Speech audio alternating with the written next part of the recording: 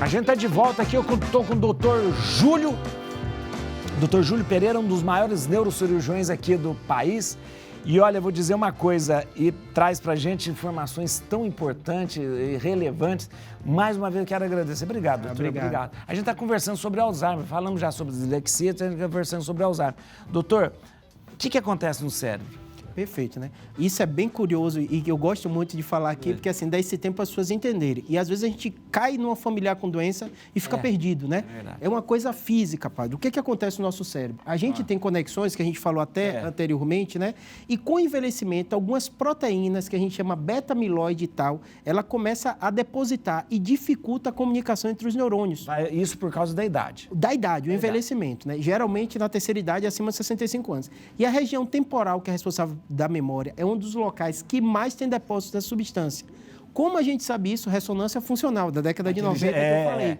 Pela ressonância, então, ressonância. a gente percebe já, a gente já vai percebendo. Para o senhor ter ideia, hoje ainda não está na prática, você não consegue ir num hospital que eu trabalho, nem médico vai pedir, mas existem estudos com ressonância funcional que vê de forma precoce depósitos dessa substância. Olha que interessante. Porque a grande revolução do Alzheimer Aí a pessoa já sabe que vai ter. E dá até para prever mais ou menos quando começa. Dá até para prever, né? No Brasil já se faz alguns e tem outro que você colhe no líquor da coluna para fazer esse teste e ver se tem acúmulo dessas substâncias. Aí o senhor pode me perguntar, mas Júlio, eu não vejo muito falar isso. Normalmente é quando a pessoa já está com a doença avançada. Começa. Sim, porque hoje o diagnóstico ainda é clínico. Você precisa ter uma clínica. Normalmente o paciente tem a primeira fase, que é assintomática, então ele não sabe que tem e começa a ter depósito. Ah, tá, o depósito dessa proteína. Já começou, mas a comunicação ainda está boa entre os neurônios, né? Depois tem uma fase que é a fase mais prolongada, que é aquela quando tem um declínio cognitivo leve. Que é a memória ou não? A memória, o aprendizado, com a grande dificuldade, porque no envelhecimento normal já existe um declínio. Então é a linha tênue, então é difícil da pessoa dar o diagnóstico. Então a pessoa fica muito aquela questão da memória. Memória recente, não é, doutor? Geralmente memória recente. Memória, então a memória mais remota não está prejudicada.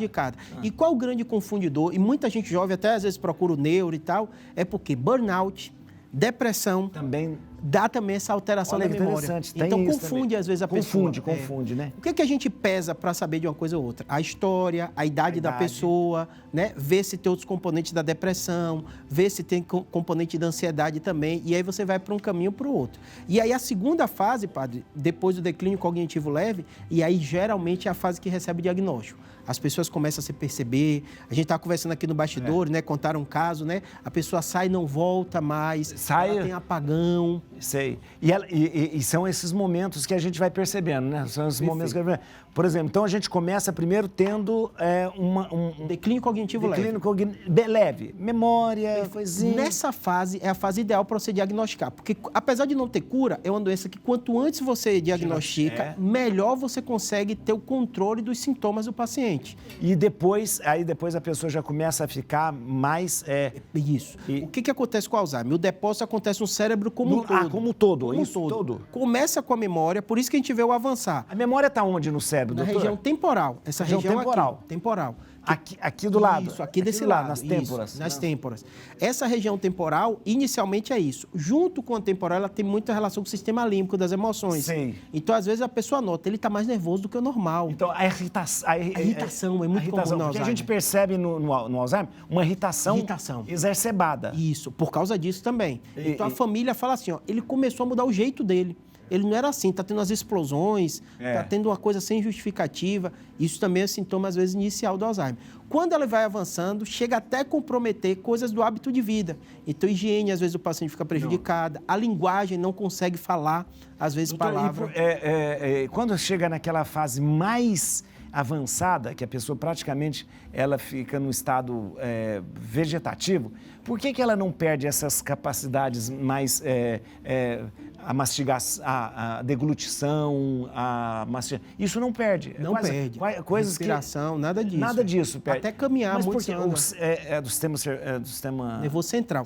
O cérebro, a parte mais complexa do cérebro, mais fina, é justamente essa. O raciocínio, a cognição, a memória. Isso perde. Isso que começa a perder. Agora, essa coisa mais primitiva, não. Não. Até o caminhar. Tem paciente fase mais avançada, pode ter, mas é raro. A maioria, ele caminha, ele consegue andar, ele consegue fazer Mas isso está localizado no cérebro em que lugar? Justamente por isso. O que acontece? Você pergunta assim, Júlio, mas por que a memória? Geralmente são as regiões que no cérebro do ser humano elas são muito ativas. Então, esse depósito começa a acontecer na memória. Por isso que até para depressão, para ansiedade, uma queixa de memória é tão comum, porque é uma área que você tem que estar muito ativo no cérebro. E aí depois vai para as outras áreas. Então, a memória realmente é um dos sintomas mais iniciais. Tem um depoimento, doutor? A gente vai ver agora, depois para a gente comentar. Vamos lá. Eu me formei em economia, sou economista e atualmente a minha profissão é ser cuidador. A preocupação em entender a doença me levou a um simpósio e vi que através desse simpósio eu obtive o maior número possível de informações. Procurei a Abras e vi que a Abras tinha um curso de cuidador. Aí eu fui fazer um curso de cuidador. Eu achava que esse curso ia me trazer muito mais informações e mais prática daquilo que eu precisava. A doença devasta a pessoa. Ela não é mais aquela pessoa amorosa, linda. Ela continua linda, mas aquele jeito dela de falar com você vai se modificando. E isso ocasionou um impacto muito grande em mim, uma dificuldade de entender e até mesmo, num determinado momento, eu chorava porque eu não tinha como sair daquele... Fiquei encurralado, vamos dizer assim. Olha, gente, é muito triste porque, na verdade, você vai perdendo a pessoa, né? Você vai perdendo, vai quase que esvaindo, ela vai das suas mãos ali. Doutor, é questão do Alzheimer precoce, existe? Existe. Existem formas familiares, que é uma raridade. Todo mundo fica muito preocupado quando tem um parente e fala, será que eu vou ter também? Meu pai teve, minha mãe teve. É raro de acontecer. O mais comum é esse de envelhecimento, do acúmulo da substância. Tem um fator genético, tem, mas não é certo, não é a tendência tão alta. E tem as formas precoces, que acontecem antes dos 65 anos. Esse tem alguns que são realmente mutações genéticas que predispõem. Mutações genéticas. E além disso, padre, que a gente não falou anteriormente, assim, são duas coisas importantes. Os fatores de risco, que eu vou falar daqui a pouco, e a outra, as causas que chegam para a gente, neurocirurgião. Por isso que a gente lida. Existem causas reversíveis, como a hidrocefalia de pressão normal, que é um acúmulo de líquido, ela empurra o cérebro e às vezes a pessoa, alguém falou que tem Alzheimer, ou às vezes até recebe diagnóstico, tem Alzheimer, mas às vezes não é. É justamente esse líquido acumulado que você pode colocar uma válvula e reverter. Então, 70% dos quadros demenciais, 60% mais ou menos, realmente é doença de Alzheimer, né? A outra incidência grande é AVC, a pessoa vai tendo pequenas isquemias e vai morrendo na área do cérebro e desenvolve também um quadro demencial. E as outras são essas causas, deficiência de vitamina, B12 pode dar quadro demencial, hidrocefalia, que é o líquido acumulado, chega para a gente neurocirurgião, e os tumores que também podem estar na área da cognição, né? Que causa demência. Nem toda demência é Alzheimer. Nem toda demência é Alzheimer. Demência é a grande classificação e tem os subtipos. A Alzheimer é a mais prevalente. Nem toda demência é Alzheimer, mas Alzheimer é uma demência. É um quadro demencial, perfeito. Por que tem pessoas, a gente está falando que está muito ligado à idade, por que tem pessoas que têm e outras que não têm? Perfeito. Agora vamos para os fatores de risco. Isso. Né? Porque a gente falou tanta coisa ruim, né? Não tem cura, é difícil de acompanhamento. Os fatores de risco, né? Número 1, já está comprovado isso, né? Prática de atividade física. A gente fica repetindo para essas mesmas coisas. Mas é verdade.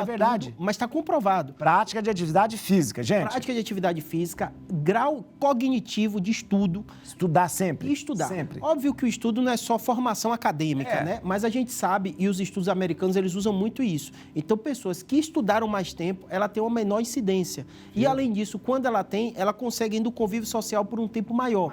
Né? Então, estudar é importante. Mesmo que não seja de forma formal, né? Mas leitura, tudo isso, né? Pressão alta, diabetes, tudo isso está muito relacionado. Tudo isso está muito relacionado. Muito relacionado. Então, são basicamente o que você tem que cuidar para qualquer doença. Coração, tudo parecido, né? Tem uma pergunta, professor. Vamos lá. Doutor, como lidar com os momentos de agressividade de uma pessoa com Alzheimer? Esse é um problema muito comum. Sim. Eu passei lá em casa, familiar, a minha esposa também. O que é que acontece, né? Quando você tem um familiar com problema de Alzheimer, ele muda a parte cognitiva dele. Sim. E a família, ela fica com a resistência inicial de receber o diagnóstico e 2 de medicar. Eles falam assim, eu não quero dopar meu pai, eu não quero dopar quem eu amo. Mas muitas vezes não é dopar. O médico vai dar um remédio que vai ajudar nesse momento de agressividade. É um conforto para ele. É um conforto. Conforto pro doente. Pro doente. Eu mesmo na neurocirurgia, é muito comum. A pessoa tem um tumor numa área que às vezes é responsável pelo comportamento. E eu falo, se ele ficar agressivo, se ele ficar agitado, pode dar essa medicação. São remédios, desde medicações sedativas, mas não é comum da gente dar muitas dessas, né? Às vezes a pessoa não está dormindo, você tem que dar o remédio para dormir, não tem jeito, né? E muitos deles você faz a modulação do humor. Então ajuda para essa pessoa que está diferente o humor dela para tentar melhorar. Então são remédios antipsicóticos, que a gente chama, que ajudam nisso. Que deixa a pessoa um pouco mais tranquila, mais calma, assim. Muito interessante. Doutor, a gente vai encerrar, porque a gente vai falar do Covid.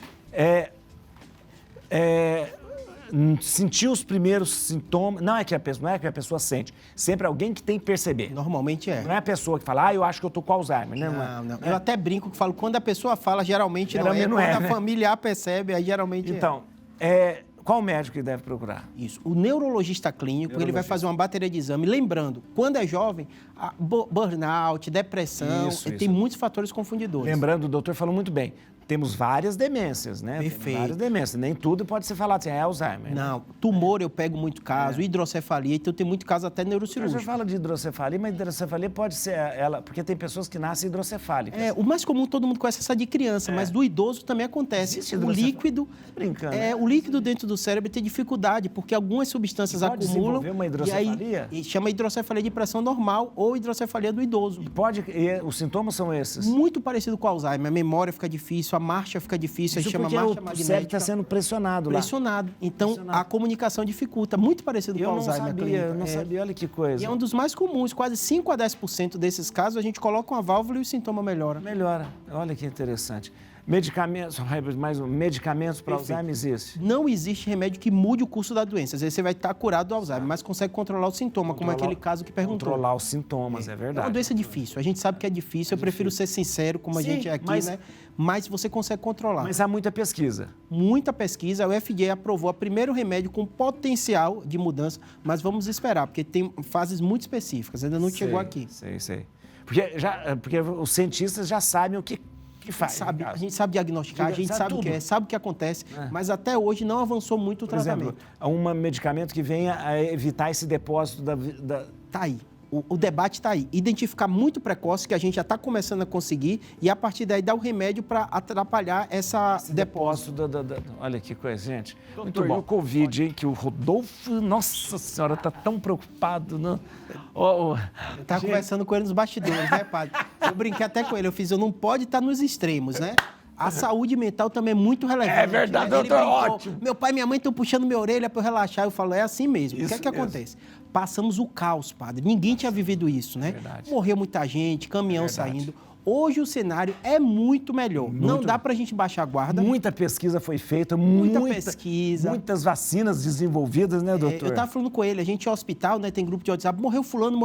Foi assustador. É verdade. Hoje em dia não está acontecendo mais isso, né? É verdade. A gente está vivendo a 4ª onda no Brasil, que está tendo muito caso. Podemos considerar a 4ª onda, doutor? Sem dúvida nenhuma, sem dúvida nenhuma. Né? Eu falo que na TV até você vê, né? Um monte de famoso tem, né? Fulano teve, fulano cancelou o show e tal. Verdade, então a gente está vendo muita gente. Quem está vacinado, né, está com as doses em dias, tem sido forma leve. Isso é bom por um aspecto, que a gente não está vendo tanta morte, ainda está morrendo gente, mas não tanto quanto antes. E tem um aspecto ruim, porque as pessoas relaxaram. Porque elas não estão seguindo as orientações. Pra você ter ideia de números, né?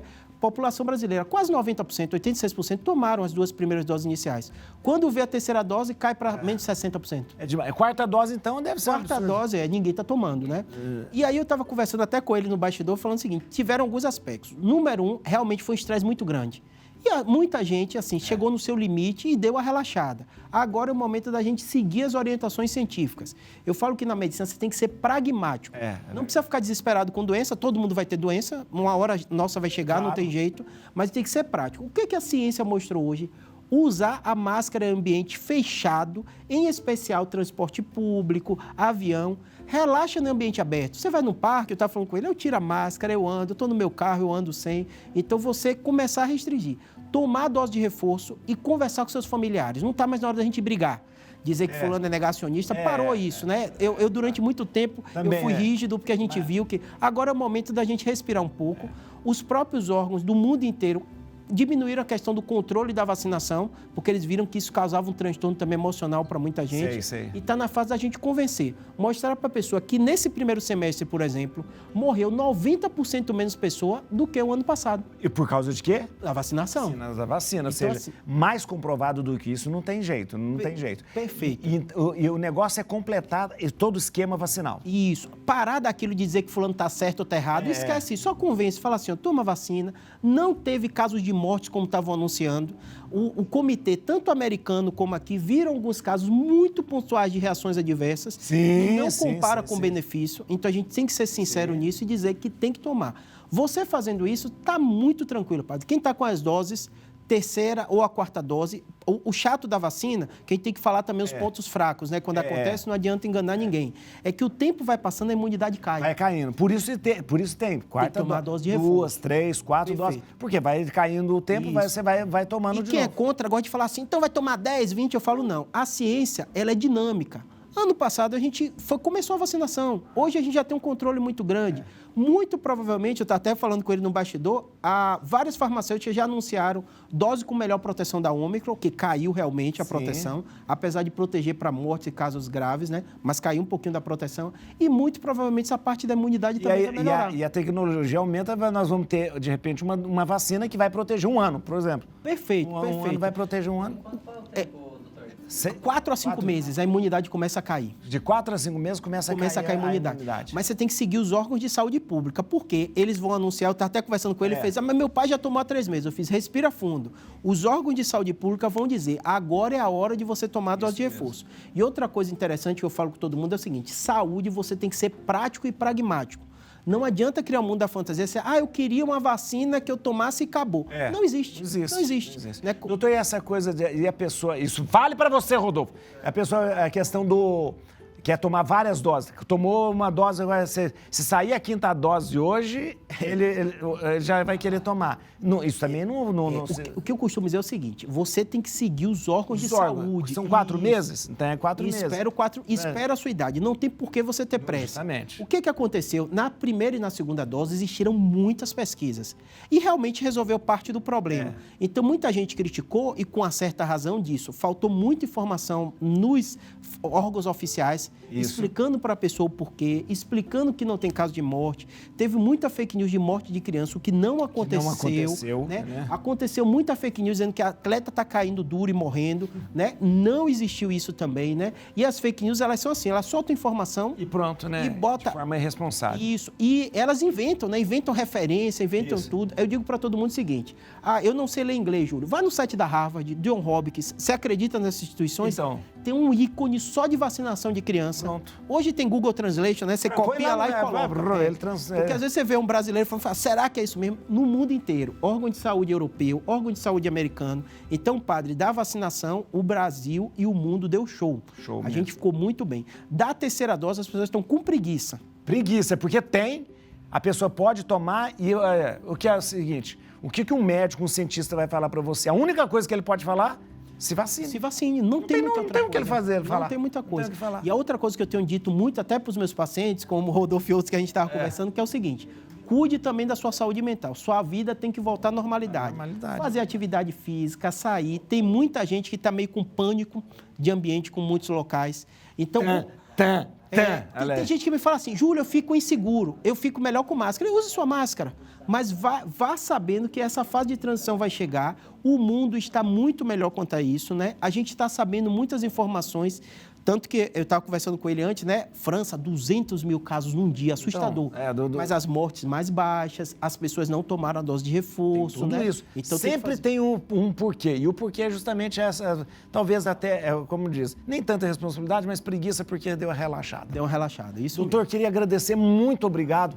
Como é bom conversar, eu conversaria o dia inteiro com o senhor traz. Porque eu já falei da outra vez, além do conhecimento e do conteúdo, a esperança, né, que o senhor traz é muito boa. Porque que a gente estava conversando aqui, a gente é ser biológico, a gente vai adoecer, é sempre difícil, né? Então a gente tem que estar preparado para isso e agir isso de forma racional. Tá bom? Mesmo. A gente vai encerrar o programa hoje. Muito obrigado, vocês passaram com a gente esse momento. Muito bom. Amanhã eu vou encontrar com você ao meio-dia no Rosário da Vida e às 3 da tarde. Tem Bendita Hora também aqui amanhã comigo, tá bom? A gente vai encerrar agora um clipe muito emocionante com as irmãs Galvão. Uma delas está justamente com Alzheimer, né? E fala sobre como conviver com Alzheimer. Veja só, Deus abençoe você. Escrevi na areia minha história de vida, o vento levou. Ninguém traz de volta aquilo que fui e hoje não sou.